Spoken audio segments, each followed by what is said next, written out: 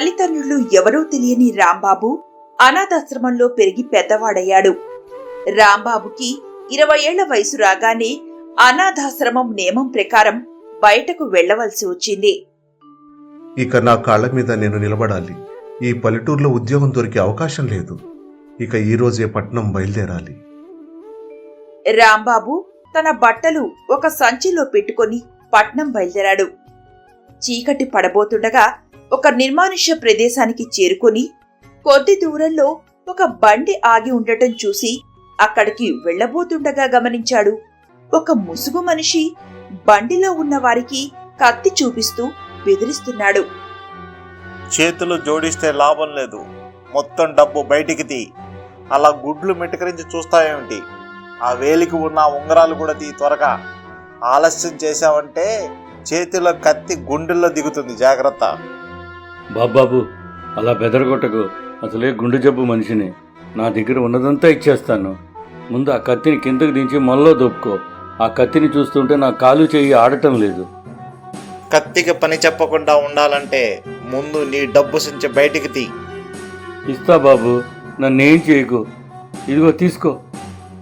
దొంగ కత్తి మొలలో దూపుకొని ఆ మనిషి అందించినవి 2 చేతులతో అందిపుచ్చుకుంటున్నాడు.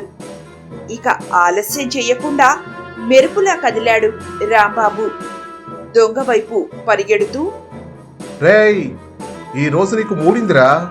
ఎవరి కంట్లో పడకూడదో ఆ పోలీస్కే చిక్కావు. పదరా స్టేషన్కి, నీకు చిప్పకూడు తినిపిస్తాను అంటూ దొంగని చేరి వెనక నుంచి 4 పిడిగుద్దులు గుద్దాడు. స్వతహాగా బలవంతుడైన రాంబాబు పిడిగుద్దులకు కళ్ల ముందు చుక్కలు కనిపించాయి దొంగకి. పైగా రాంబాబు తాను పోలీసునంటూ బెదిరించడంతో చేతిలో సంచిని అక్కడే వదిలేసి విదిలించుకొని పారిపోయాడు దొంగ. జరుగుతున్నదంతా చూస్తూ ఉడికిపోతూ ఉన్నాడు ఆ పెద్ద ఆయన. భయపడకండి, ఆ దొంగ పారిపోయాడు. మళ్ళీ ఈ వైపుకు వచ్చే ధైర్యం చేయకుండా గట్టిగా తగిలించాను. అయినా ఈ వయసులో తోడు లేకుండా ఇలా ఒంటరిగా ఎలా ప్రయాణం చేస్తున్నారండి? ఇటువంటి సమయాల్లో మీకు రక్షణ ఎవరు? ఏం చేయమంటావు బాబు, తప్పనిసరి ప్రయాణం. మాది పక్క ఊరు రామాపురం. నా పేరు భూపతి. పిల్లాజల్లా లేరు. మా ఆవిడ కూడా కొంతకాలం క్రితం కాలం చేసింది. నేను గుండె జబ్బు మనిషిని. ప్రతి నెల పట్టణంలోని వైద్యుల దగ్గరికి వెళ్ళి పరీక్షలు చేయించుకోవాలి. ఇప్పుడు పట్టణం నుంచే మా ఊరు తిరిగి వెళ్తున్నాను. దొంగను చూడగానే మా బండివాడు నన్ను వదిలి ప్రాణభయంతో పారిపోయాడు. సమయానికి దేవుళ్ళా వచ్చి కాపాడావు. నీ మేలు ఈ జన్మలో మర్చిపోను నాయన. ఇప్పటికీ నా గుండె దడదడలాడుతూనే ఉంది. నువ్వు రాకపోయి ఉంటే ఈ పాటికి నా ప్రాణాలు గాలిలో కలిసిపోయి ఉండేవి. ఈ పరిస్థితిలో నేను మా ఊరు ఎలా చేరేది? బండివాడు కూడా లేడు. చీకటి కూడా పడుతోంది. భయపడకండి, మిమ్మల్ని క్షేమంగా మీ ఇంటికి చేర్చే భారం నాది. అయితే దారి మాత్రం మీరే చూపించాలి. రామాపురం ఇంకా ఎంత దూరం ఉంటుంది ఇక్కడికి? మరో 1 గంట ప్రయాణం ఉండొచ్చు బాబు. ఈ దొంగ అట్టకాయించకపోయి ఉంటే ఈ పాటికి ఇల్లు చేరేవాడిని. నన్ను క్షేమంగా మా ఇంటికి తీసుకువెళ్తే జన్మలకి నీకు రుణపడి ఉంటాను బాబు. పెద్దవారు, అంత మాట అనకండి. ఇందులో నేను చేసిందేముంది? కళ్ల ముందు నేరం జరుగుతూ ఉంటే చూస్తూ ఎలా ఊరుకోగలం? అవసరంలో ఉన్న తోటివారిని ఆదుకోకపోతే మనిషిగా పుట్టి ప్రయోజనం ఏముంది? మీరు నా మీద భారం వేసి ప్రశాంతంగా కూర్చోండి. మీ ఊరు వెళ్ళిపోదాం. రాంబాబు బండి తొలుతూ ఉండగా భూపతి రాంబాబు గురించి అంతా అడిగి తెలుసుకున్నాడు. అరగంటలోనే వాళ్ళు రామాపురం చేరుకున్నారు. భూపతిని జాగ్రత్తగా బండిలో నుంచి కిందకు దింపి ఇంటిలోనికి తీసుకువెళ్లాడు రాంబాబు. ఇక నాకు సెలవు ఇప్పించండి, నేను బయలుదేరతాను.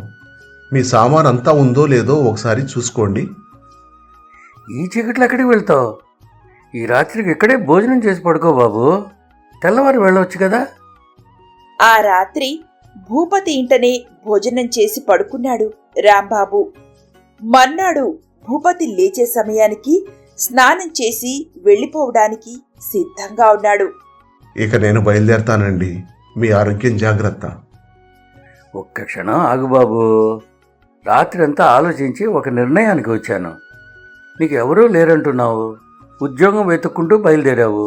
నీకు నేను ఉద్యోగం ఇస్తాను. ఇక మీదట నా పనులన్నీ చూసుకుంటూ వేళకు నాకు మందులు ఇవ్వాలి. నెల నెల పట్నం తీసుకువెళ్ళి వైద్యులకు చూపించి తీసుకుని రావాలి. వంటకు వంట మనిషి ఉన్నాడు. నెలకు 1000 రూపాయలు జీతంగా ఇస్తాను. చేస్తావా? నువ్వు ఇంట్లో ఉంటే నాకు కొండంత ధైర్యంగా ఉంటుంది. నువ్వు ఈ ఇంట్లో మనిషిలాగే ఉండొచ్చు. అలాగే అయ్యగారు. దిక్కు మొక్కు లేని నాకు ఓ దారి చూపించి పుణ్యం కట్టుకున్నారు. మీ కోరిక మేరకు ఇక్కడే ఉండి మిమ్మల్ని చూసుకుంటానండి. అలా భూపతి ఇంట్లో ఉండి ఆయనకు అన్ని విధాలుగా అండగా ఉండేవాడు రాంబాబు. సమయానికి అన్ని పనులు చక్కబెడుతుండడంతో ఎటువంటి ఆందోళనలు లేకుండా ప్రశాంతంగా రోజులు గడిచిపోతున్నాయి భూపతికి. రాంబాబుకి కూడా ఆ ఇల్లు అన్ని విధాలా సౌకర్యంగా ఉంది. ఇలా 1 మాసం రోజులు గడిచాక, రాంబాబు, రేపు మన వైద్య పరీక్షలకు పట్నం వెళ్ళాలి. ఉదయమే బయలుదేరితే మధ్యాహ్నానికి పట్నం చేరగలం. అన్ని పరీక్షలు చేయించుకొని మళ్ళీ చీకటి పడకుండా ఇంటికి తిరిగి రావచ్చు. అలాగే అయ్యగారు. ఈ తారీఖు నేను పుస్తకంలో రాసి పెడతాను. క్రమం తప్పకుండా మనం ప్రతి నెల ఇదే రోజు వెళ్ళి రావచ్చు. మర్నాడు తెల్లవారుతూనే వాళ్ళు వంట మనిషి కట్టి ఇచ్చిన భోజనం బండిలో పెట్టుకొని పట్నం బయలుదేరారు. వాళ్ళు బాగా ఎండెక్కే వేళకు చిన్న ఊరు చేరారు. ఇక్కడ ఈ పక్కన బండి ఆపు రాంబాబు. ఇక్కడ కొబ్బరి బొండాలు తాగి వెళదాం. ప్రతి నెల పట్నం వెళ్ళేటప్పుడు ఇక్కడ బోండాలు తాగి కాసేపు విశ్రాంతి తీసుకుని బయలుదేరడం నాకు అలవాటు. అలాగేనండి. మీరు ఎప్పుడు విశ్రాంతి తీసుకోవాలనుకున్నా నాకు చెప్పండి, బండి ఆపుతాను. రాంబాబు ఒక పక్కగా బండి ఆపి ఒక కొబ్బరి బోండం కొట్టించుకొని వచ్చాడు. భూపతి బోండం నీళ్లు తాగి బండిలో నడుం వాల్చి, నువ్వు కూడా కొబ్బరి బొండం తాగు రాంబాబు. మళ్ళీ మనం అరగంటలో బయలుదేరదాం. ఈలోగా నేను చిన్న కునుకు తీస్తాను. రాంబాబు బోండం నీళ్లు తాగుతూ పక్కకు వచ్చి నిలబడ్డాడు. అతనికి దూరంగా ఒక ఊరు కనిపించింది. అందమైన బొమ్మల కొలువులా పేర్చినట్లు ఉన్న ఇళ్ళు, చల్లగాలికి తలలు ఊపుతూ సేద తీరుతున్నట్లు కొబ్బరి చెట్లు, ఊరి చుట్టూ ఆకుపచ్చ చీరపరిచినట్లు పంట పొలాలు, గుంపులు గుంపులుగా ఎగురుతున్న తెల్ల కొంగలు, ఆ ఊరి అందాలను చూస్తున్నట్లు ఉన్న నిలువెత్తు నీలి కొండలు, ప్రకృతి గీసిన అందమైన చిత్రపటంలా ఉన్న ఆ ఊరిని చూస్తూ ఉంటే రాంబాబులో ఏదో ఉద్వేగం. అలా ఆ ఊరి వైపు ఎంతసేపు చూస్తూ ఉన్నాడో అతనికే తెలీదు. నేను కునుకు తీయడం అయింది. ఇక బయలుదేరదాం రాంబాబు. ఇదిగో వస్తున్నా అయ్యా. మీ పిలుపు కోసమే ఎదురు చూస్తున్నా. అలా ప్రతి నెల పట్నం వెళ్లేటప్పుడు అక్కడ భూపతి విశ్రాంతి తీసుకుంటూ ఉంటే రెప్ప వెయ్యకుండా ఆ ఊరిని చూస్తూ నిలబడేవాడు రాంబాబు. ఆ ఊరిని చూస్తూ ఉంటే ఎవరో ఆత్మీయులను చూస్తున్నట్లుగా ఉండేది రాంబాబుకు. ఎప్పుడు నెల పూర్తవుతుందా, ఎప్పుడు ఆ ఊరిని చూస్తానా అని తహతహలాడేవాడు. ఏటండి అయ్యగారు, ఈ రాంబాబు ఎప్పుడిక్కడ బండి ఆపినా ఉలుకు పలుకు లేకుండా ఆ ఊరి వంకే చూస్తా ఉంటాడు. విసుగుపుట్టదా ఈయనకి? అవును కోపయ్య, నేను గమనించాను. ఈ ఊరినే చూస్తూ ఏదో మైమరిచిపోతూ ఉంటాడు. చూడబోతే ఈ రాంబాబుకి ఆ ఊరికి ఏదో అవినాభావ సంబంధం ఉన్నట్టుగా తోస్తుంది. ఇలా 1 సంవత్సర కాలం గడిచింది. నిజాయితీ, కష్టపడే తత్వం ఉన్న రాంబాబు భూపతికి ఆత్మీయుడిగా మారిపోయాడు. ఇదిలా ఉండగా ఒకరోజు అర్ధరాత్రి గుండెలు పట్టుకొని బాధతో విలవలలాడిపోతున్న భూపతి మూలుగులకి ఆ పక్కనే కింద నిద్రిస్తున్న రాంబాబుకి హఠాత్తుగా మెలకువ వచ్చింది. భూపతికి ఒళ్లంతా చెమటలు. ఆ స్థితిలో ఉన్న భూపతిని చూసి కంగారు పడిపోయాడు రాంబాబు. భూపతి వాడే మందులు తీసుకువచ్చి, కళ్ళు తెరవండి బాబుగారు. ముందు ఈ మాత్రలు వేసుకోండి. వేడిపాలు తీసుకురమ్మంటారా? లాభం లేదు రాంబాబు, నాకు తెలిసిపోతోంది. ఇదే నా చివరి రోజు. నేను వెళ్ళిపోతున్నాను. ఒరే రాంబాబు, నువ్వు నా ప్రాణదాతవిరా. ఏమిచ్చినా నీ రుణం తీర్చుకోలేను. నా పెట్టెలో 50,000 ఉన్నాయి. తాళాలు దిండి కింద ఉన్నాయి.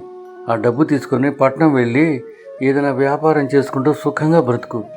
ఇకపోతే నీలాగే ఒంటరి మన వంటవాడు సాంబయ్య 10 ఏళ్లుగా నన్ను కనిపెట్టుకుని ఉన్నాడు. ఈ ఇంటిని వాడికిచ్చే, ఈ నా ఆఖరి కోరిక తీర్చు. నేను వెళుతున్నా. భూపతి పోయిన 15 రోజులకి ఆయన చెప్పినట్లుగా ఇంటిని పనిమనిషి పరవు చేసి పెట్టెలోని 50,000 తీసుకొని పట్నం బయలుదేరాడు రాంబాబు. బాబు, ఎక్కడెక్కడి వారమో రుణానుబంధ రూపేణా ఇక్కడ కలుసుకుని ఆత్మీయులుగా మారిపోయాం. మళ్ళీ మన జీవితంలో కలుసుకుంటామో లేదో మీకు శుభం జరగాలి. చివరిసారిగా నా చేతి వంట తిని బయలుదేరండి అయ్యా. అలాగే సాంబయ్య. రాంబాబు భోజనం చేసి బయలుదేరేసరికి మధ్యాహ్నమైంది.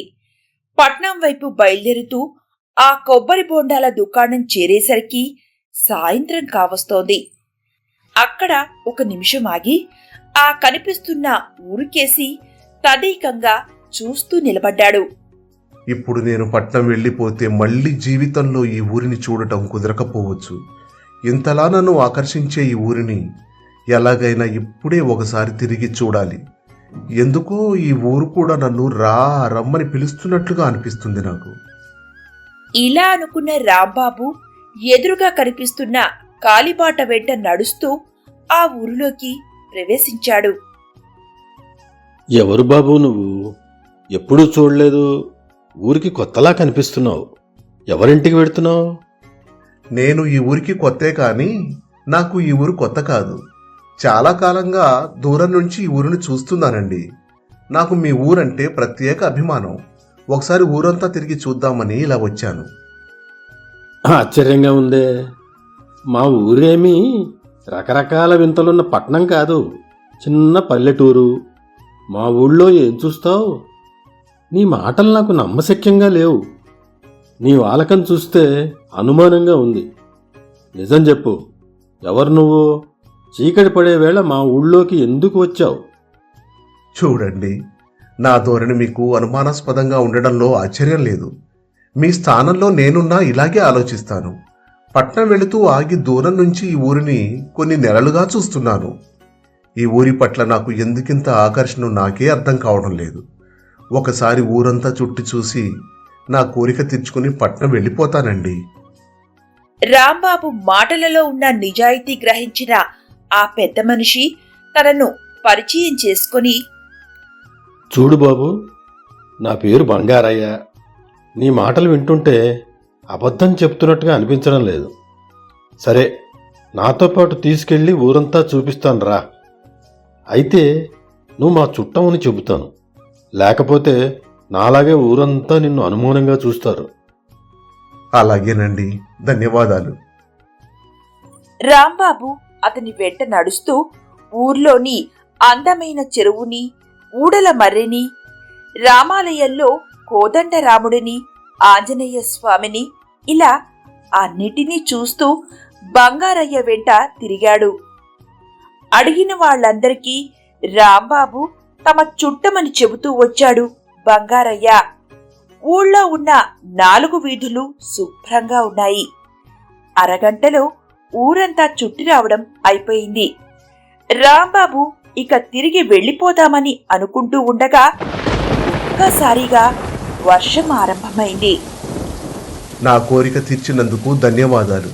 వర్షం పెద్దది కాకముందే నేను వెళ్తానండి. ఇప్పటికే పెద్దదైపోయింది. వాయుగుండం అన్నారు. ఈ వర్షం ఇప్పట్లో ఆగదు బాబు. ఈ రాత్రికి మా ఇంట్లో ఉండు, తెల్లవారాక వెళ్ళవచ్చు. చూస్తూ ఉండగానే వర్షం దంచి కొట్టడం మొదలైంది. మబ్బులు ముసురుకోవడంతో అప్పుడే చీకటి పడిపోయింది.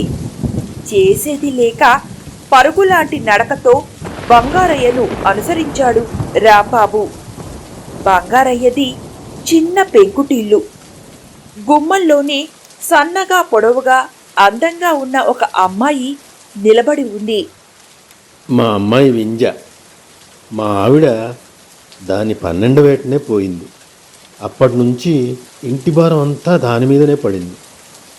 ఇదిగోనమ్మా, ఈ అబ్బాయి పేరు రాంబాబు. ఊరు చూడ్డానికి వచ్చి వర్షంలో చిక్కుకున్నాడు అంటూ పరస్పర పరిచయాలు చేశాడు బంగారయ్య. మొహమాట పడుతూ వాళ్ళ ఇంట్లోకి అడుగు పెట్టాడు రాంబాబు. మీరు కబుర్లు చెప్పుకుంటూ కూర్చోండి. ఈలోపు నేను వంట పూర్తి చేసి వస్తాను. ఈరోజు నాకు చెప్పలేనంత సంతోషంగా ఉంది బాబు. మేము ఊరు వచ్చి 15 ఏళ్ళు అవుతోంది. ఇన్నేళ్లకి మా ఇంటికి వచ్చిన మొదటి చుట్టాని నువ్వే. మా తాత ముత్తాతలు అందరూ వ్యవసాయ కూలీలే.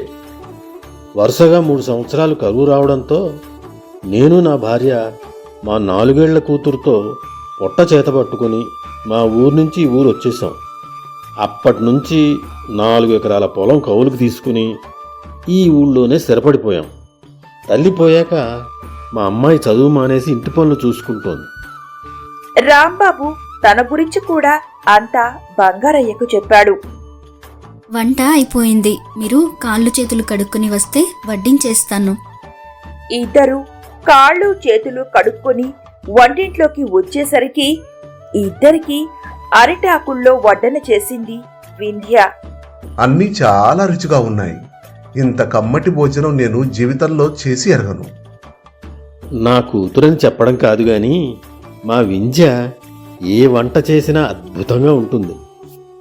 వాళ్ళు భోజనం ముగించుకొని వచ్చేసరికి గడప పక్కన ఉన్న కన్నం గుండా వర్షపు నీరు ముందు గదిలోకి వచ్చి ఉన్నాయి. చీపురుతో ఆ నీళ్లన్నీ బయటకు తీసి పొడిబొట్టతో గదంతా తుడిచింది వింధ్య. కాసేపు ఆ కబురు ఈ కబురు చెప్పుకున్న తర్వాత లోపల నుంచి ఒక చాప తీసుకువచ్చి మంచం పక్కన కింద పరిచి దానిమీద పడుకున్నాడు బంగారయ్య. అయ్యో, మీరు పెద్దవారు, మంచం మీద పడుకోండి, నేను చాప మీద పడుకుంటాను. మా ఇంటికి వచ్చిన మొదటి అతిథివి, నిన్ను కింద పడుకోనిస్తానా? నాకు ఇక్కడ బాగానే ఉందిలే బాబు. కొత్త ప్రదేశంలో నీకు నిద్ర పట్టడం కష్టం. అటువంటప్పుడు నేల మీద అసలు పడుకోలేవు. మొహమాట పడకుండా నిద్రపో. ఆ తర్వాత కొంతసేపటికి నిద్రలోకి జారుకున్నాడు బంగారయ్య. జరుగుతున్నది అంతా ఓ కలలా అనిపిస్తుంది. ఊరు చూస్తే చాలు అనుకున్న నేను ఒక రాత్రి ఈ ఊరిలో అతిథిగా గడపటం విచిత్రంగా అనిపిస్తుంది. ఒక రాత్రి వేళ అమ్మా! బంగారయ్య గట్టిగా కేక పెడుతూ ఉంటే ఉలిక్కిపడి లేచాడు రాంబాబు. చేతిలో లాంతరుతో పరిగెత్తుకు వచ్చింది వింధ్య. ఏమైంది నానా? ఎందుకలా కేక పెట్టారు? బంగారయ్య లేచి కూర్చొని కాలువైపు చూసుకుంటూ విలువలలాడిపోతున్నాడు. అతని కాలి దగ్గర పడగ విప్పి బుసలు కొడుతున్న నల్లతాచు. వింధ్య పక్కనే ఉన్న కర్రతో నేల మీద గట్టిగా కొట్టగానే తాచుపాము గడప పక్కన ఉన్న కన్నంలో నుంచి బయటకు వెళ్లిపోయింది. ఒక్క ఉదుటున మంచం దిగి బంగారయ్య కాలు పట్టుకొని చూశాడు రాంబాబు. కాలి మీద పాము కాటు స్పష్టంగా కనిపిస్తోంది. మీ నాన్నగారిని పాము కరిచింది. ఈ ఊళ్ళో వైద్యులు ఉన్నారా? ఉంటే త్వరగా తీసుకునిరా వింధ్య. పూజారి గారే మా ఊరి వైద్యులు. ఇప్పుడే తీసుకుని వస్తాను. నానా, నువ్వు కంగారు పడుకు, నీకేం కాదు. ఆమె వెళ్ళగానే రాంబాబు క్షణం ఆలస్యం చేయకుండా చాకుతో పాము కరిచిన చోటు నాటు పెట్టి రక్తం పిండి గాయం పైన గుడ్డతో గట్టిగా కట్టేశాడు. బంగారయ్య నోట్లో నుంచి నురగలు వస్తున్నాయి. కళ్ళు మూసుకొని పోతున్నాయి. అతను అతి కష్టం మీద రాంబాబు చెయ్యి పట్టుకొని, ఏం చేసినా ఇక లాభం లేదు బాబు. నా పని అయిపోయింది.